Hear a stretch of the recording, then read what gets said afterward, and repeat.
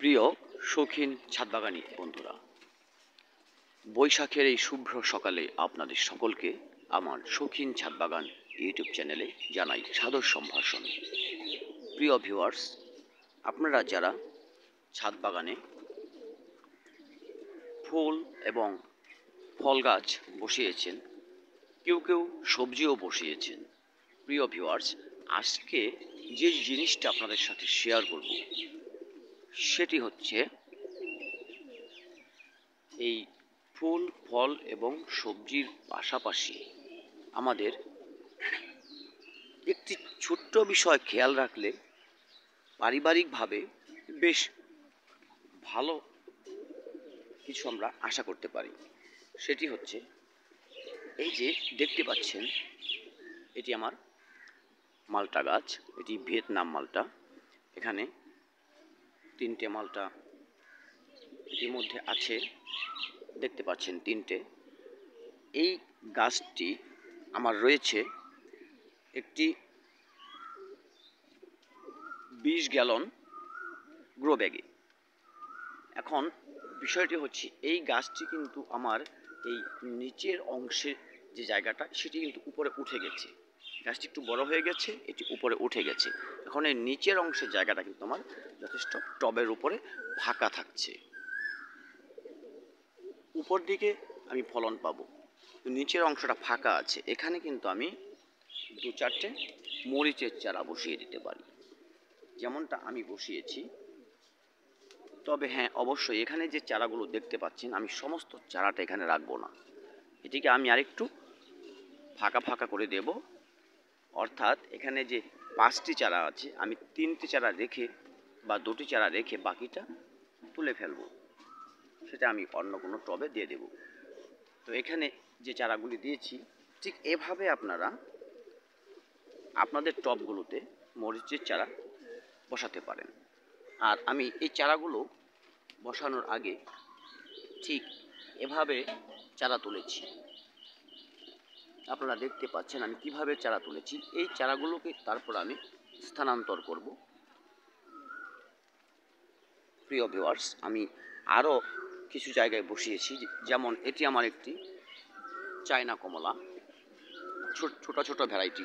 এটি এই চায়না কমলা গাছের গোড়ায় আমি এখানে একটি মরিচের চারা বসিয়েছি এবং পাশাপাশি এর ডগাটা আমি ভেঙে দিয়েছিলাম। দেখুন, ডগাটা ভেঙে দেওয়ার পর কতগুলো শাখা বেরিয়েছে। এটি আমার অনেক ভিডিও, এই গাছটি আমি আপনাদের সাথে দেখিয়েছি। এটি হচ্ছে আমার সেই গাছটি যেটি মরণাপন্ন হয়ে গিয়েছিল, বাড়িফোর।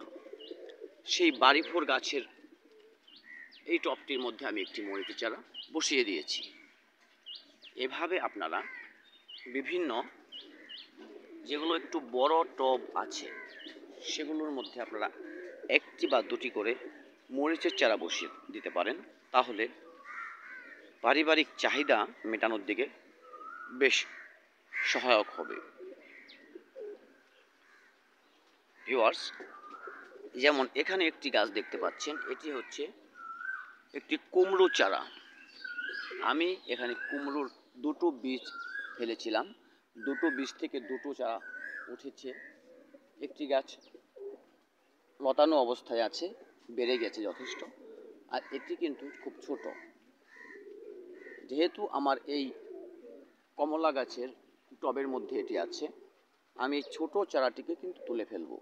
আর এই বড় চারাটি যেটি এখন আমাদের গ্রামান্তরের ভাষায় আমরা বলি জাংলা, ও জাংলা খুঁজছে, মানে হেলান দেবার কিছু খুঁজছে, যেটার মধ্যে আমরা এটাকে হেলিয়ে দেব তেমন কিছু খুঁজছে। সেটাকে আমরা আমাদের গ্রামের ভাষায় জাংলা বলে থাকি। কিন্তু এখানে আমি জাংলা দেব না, আমার ছাদেই বিভিন্ন এই যে স্পেসগুলো আছে সেখান দিয়ে এটাকে আমি লতানো অবস্থায় ঘুরিয়ে ফিরিয়ে রাখবো। আর এই গাছটিকে আমি তুলে ফেলবো, অন্যত্র কোথাও বসিয়ে দেব। ভিউয়ার্স, এভাবে আপনারা আপনাদের ছাদ বাগানের বিভিন্ন টবে 1-2টি মরিচের চারা বা একটি কুমড়ো শশার চারা রোপণ করতেই পারেন। তাতে আপনাদের পারিবারিক চাহিদার মেটানোর জন্য সহায়তা হতে পারে। ভিউয়ার্স, আজকের ভিডিওটি ভালো লাগলে একটি লাইক অবশ্যই করবেন, আর কমেন্টে আপনাদের মতামত জানিয়ে যাবেন। সেই সাথে আমার চ্যানেলটি সাবস্ক্রাইব করে পাশেই থাকবেন।